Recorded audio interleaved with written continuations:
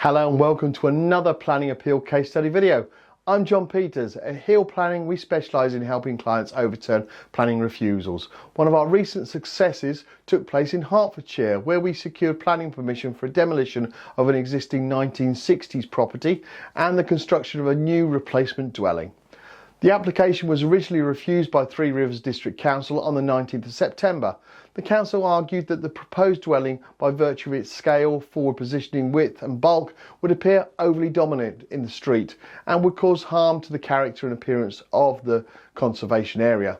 They considered the scheme to represent a form of overdevelopment that conflicted with their adopted planning policies and guidance. Following this refusal, the applicant contacted us at Hill Planning for a free no obligation consultation.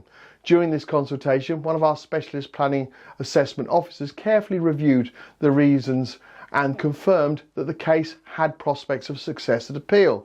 We then prepared a detailed written proposal, enabling the client to make a fully informed decision before instructing us to proceed.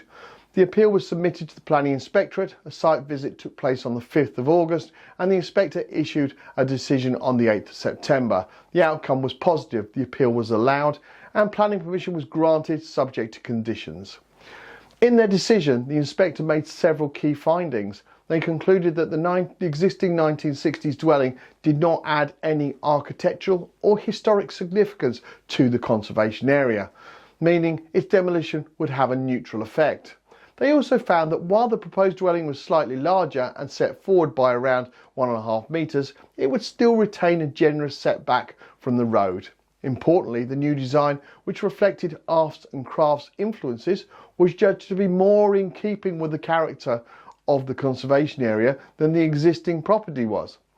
The inspector noted that other large and varied properties in the area demonstrated that the proposal would not be out of place.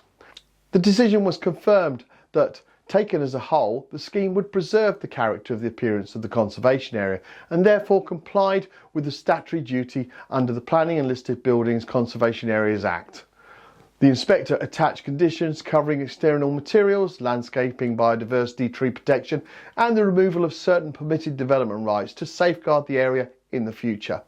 This case shows how a carefully prepared and robustly argued appeal can overturn a local authority's refusal, even in sensitive conservation areas. It highlights the importance of expert input and demonstrating compliance with both national and local planning policy. At Hill Planning Appeals, we are proud to be one of the UK's leading planning appeals specialists.